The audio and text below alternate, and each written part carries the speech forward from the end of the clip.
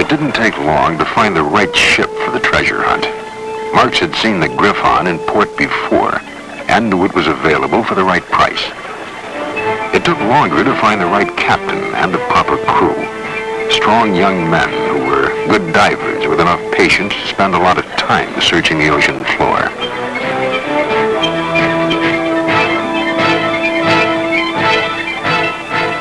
The Griffon was loaded with diving gear, pumps, canned food, first aid supplies, and enough drinking water to last the first voyage.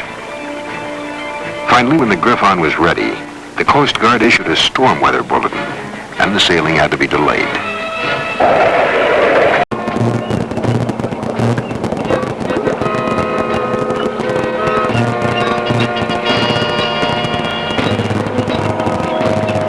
Mike found a sword, obviously Spanish.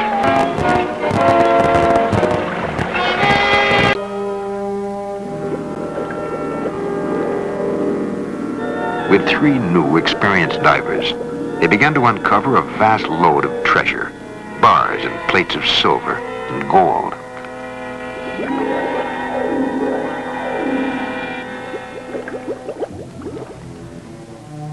There seemed to be no end to the treasure.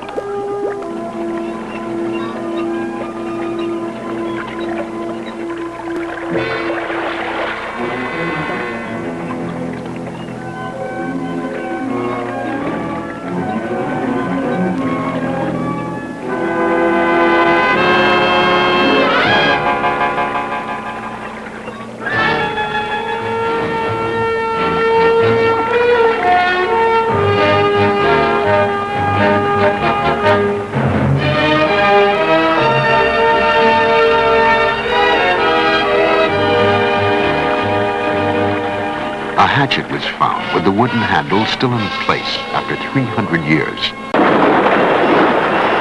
The Griffon was repositioned over the site and the blaster put in place.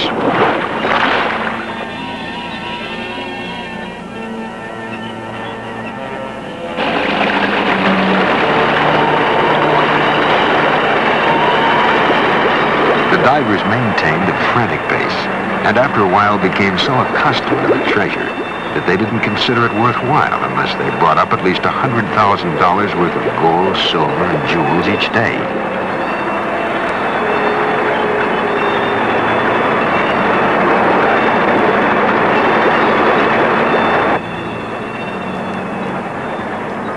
The Maravilla coins came from mints in Mexico and Potosi in Peru. Small strips of silver were poured out to cool and then cut into pieces of the proper weight. Each piece was then hammered flat and hand-struck front and back with the Spanish cross and the shield of King Philip of Spain.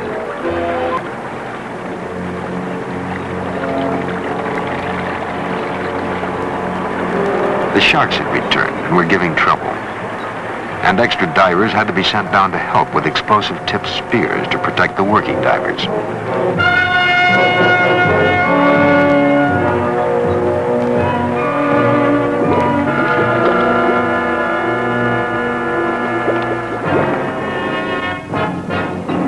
In spite of sharks, barracudas, lacerated fingers, and exhausted lungs, the divers kept on bringing up more treasure. Nothing like it had been accomplished before in the annals of sunken treasure finds throughout history. By October, the divers had recovered more than $2 million worth, and more than twice that much was still lying in the sands beneath them.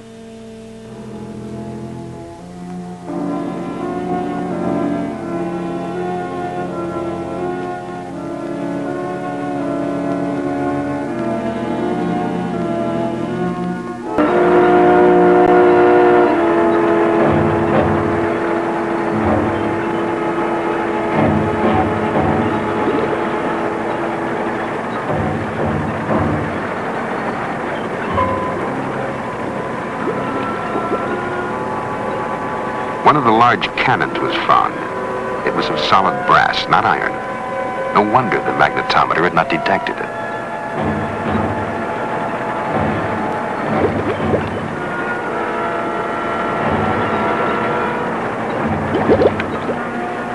Another cannon was found. and then another. This ship was the Maravilla. Marx's dream had become a reality.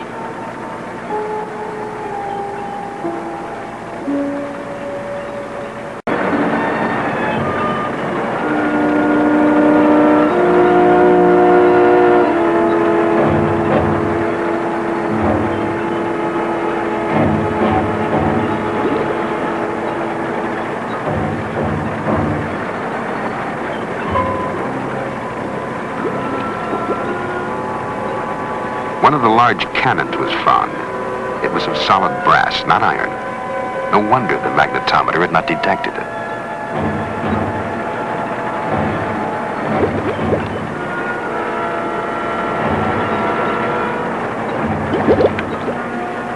Another cannon was found, and then another. This ship was the Maravilla.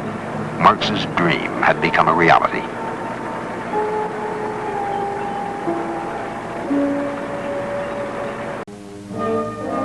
These cannons, silent since the year 1656, had probably fired on pirate ships and fleets of the British Navy, formidable tools of destruction in the war between King Philip of Spain and... The cannon also bore the coat of arms of the Marquis de Legan and an inscription stating the Marquis had donated the cannons to be used on the ships of His Majesty's fleets.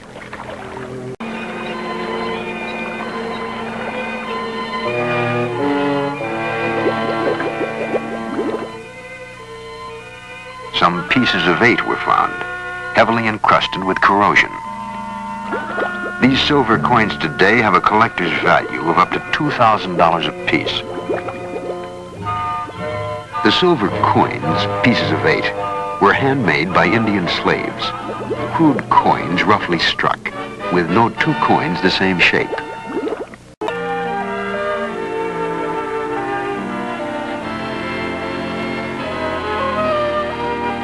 The treasure was divided into 4 piles, even in value.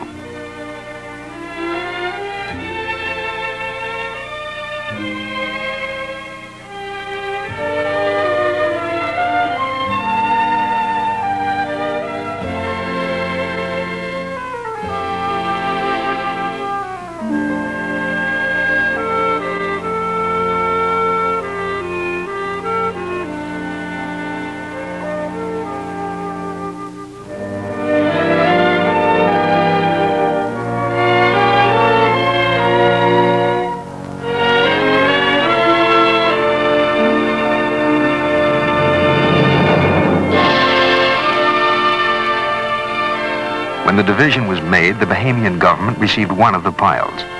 The other 3/4 turned over to Seafinders.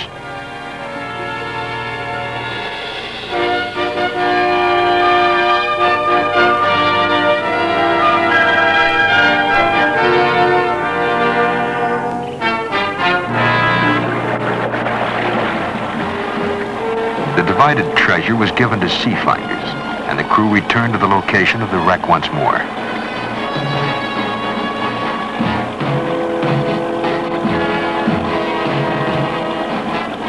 There was still the greatest portion of wealth in the depths of the sunken Maravilla, and Marx was determined to recover the golden statue of the Virgin Mary. When the rest of the wealth of the Maravilla was recovered, the crew could return home again, and as the poet Emerson reminded, I wiped away the weeds and foam, I fetched my sea-born treasures home.